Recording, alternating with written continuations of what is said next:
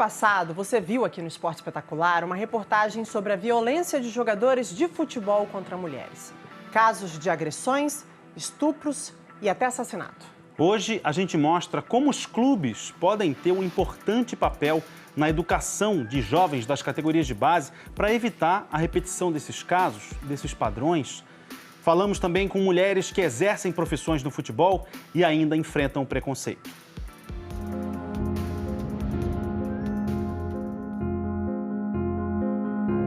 O que é ser homem?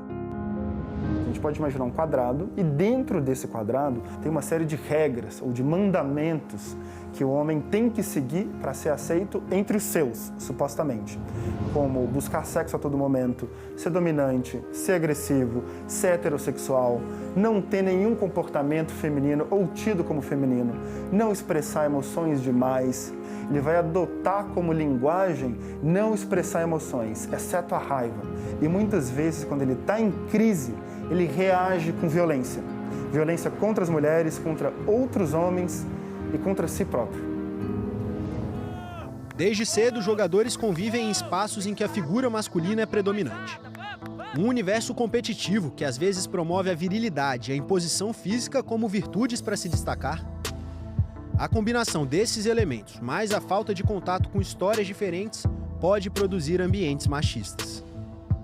A masculinidade que é exemplo para todos os homens, que é objeto de admiração, é exatamente esse modelo que valoriza a força, valoriza o poder, né? Valoriza o homem que tem poder sobre a mulher e que manifesta esse poder de diversas formas.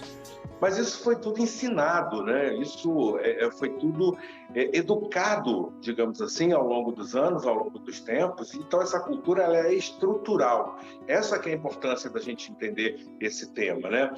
Isso é estrutural. E por ser estrutural, ele requer muito de educação, ou melhor, de reeducação, para que se modifique isso com o passar do tempo, né? Então a gente pode imaginar uma pirâmide que cria essa grande cultura. Na base tem atos que parecem inofensivos, como eu repassar piadas machistas no grupo de WhatsApp. É um ato de mau gosto, o assédio seria um outro nível da pirâmide. Então a gente vai subindo com atos que parecem inofensivos, mas não são, porque eles sustentam e validam essa cultura, até atos cada vez mais graves, até desembocar lá no alto, em estupro, violência, feminicídio, morte. A violência começa com pequenos atos de silêncio, de omissão e de cumplicidade. A base dos clubes assume então um papel cada vez mais importante na formação de jogadores e cidadãos livres de preconceitos. Os clubes têm responsabilidade de promover debate e reflexão sobre uma outra forma de ser homem que não inclua violência, que não inclua a valorização desse poder sobre as mulheres. Esse clube hoje, formador de atletas, está formando homens também. Então, o trabalho da psicologia, da assistente social, são fundamentais para que esse processo avance um pouquinho mais. Muitos dos jogadores não teve um estudo assim adequado também, né? Assim como eu. E isso sim deve ser começado lá da base, né? Richarlison, estrela da seleção e do futebol inglês, é um dos jogadores que mais tem usado sua fama para apoiar causas sociais. Acho que no futebol, principalmente, as mulheres são tratadas totalmente diferente dos homens, né? E a gente sabe da dificuldade que elas passam e mesmo tendo o talento que elas têm, elas não são valorizadas do jeito que elas poderiam. Para a criação de um ambiente menos machista, é importante que mais mulheres participem do futebol em lugares de destaque. Então, incentivar, garantir orçamento, igual para as mulheres que estão nessa prática esportiva, sendo como médicas, técnicas, bandeirinhas, juízes, jogadoras. Porque isso, de fato, onde você vê mulher, o fato das mulheres estarem presentes com esse outro olhar, muda tudo, né? Essa desmistificação começa a acontecer a partir daí. Algumas são pioneiras no futebol, como Regiane Ritter, repórter de campo na década de 80. Era uma mulher num universo de 600 homens. Se eles errassem, era motivo de piada, risada, vamos fazer um churrasquinho depois do jogo. Se eu errasse, é mulher, volta pro fogão, volta pra cozinha. Isso eu ouvi. Aliás, ser mulher é uma guerra constante, né? A gente nasce em guerra. Quase 40 anos depois, a guerra continua.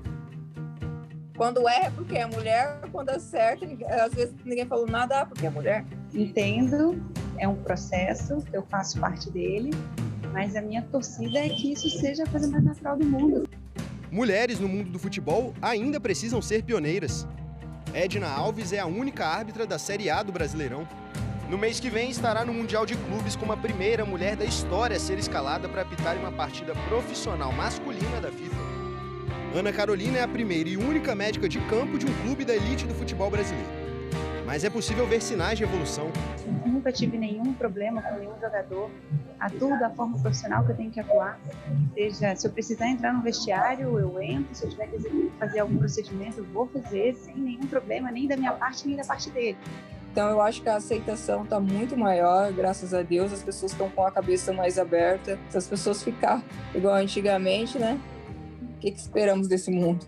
Levantamento feito pelo Esporte Espetacular mostrou que entre os 20 clubes da elite do Brasileirão, o termo masculinidade tóxica é citado especificamente como pilar do trabalho social de 2 clubes, Bahia e Bragantino. Mas temas como violência, cidadania e questões sociais são abordados em palestras e aulas obrigatórias pela maioria absoluta dos clubes na Série A. Só o Atlético Paranaense não quis participar do levantamento. Um começo de um trabalho de base, de formação de jogadores e homens. A gente faz uma série de movimentos pensando justamente em formar sujeitos capazes de se entender, de entender suas emoções, seus sentimentos, de reconhecer fragilidades. Porque a gente entende que masculinidade tóxica, ele é um problema de saúde pública. Entende? Ele é um problema de saúde pública que distancia os homens de cuidados básicos e aproxima ele da violência. Eu estou há pouco tempo nisso, só 34 anos, então eu acompanhei algumas gerações de jogadores de futebol, e o que eu posso dizer a você é que certamente houve uma evolução em grande parte da mentalidade desses jogadores. O acesso à cultura, à informação, né, a atenção psicossocial que os clubes começam a dar de alguns anos para cá aos atletas, isso também vai tudo formando um processo educativo, e eles vão crescendo com uma outra mentalidade. Reflexão, debate e, acima de tudo, ação. Para quebrar esse ciclo de violência contra a mulher, é preciso que nós, homens, reconheçamos que somos parte do problema e parte da solução. Então, no caso dos homens, eu acho que esse processo pode começar sozinho, dentro de casa, ir para outras etapas, conversar com amigos, questionar, colocar em pauta na mesa do bar, no estádio, no almoço de família, na empresa. Não deixar passar quando a gente vê uma situação de abuso, machismo, racismo acontecendo na nossa frente. Falar, não nos calar.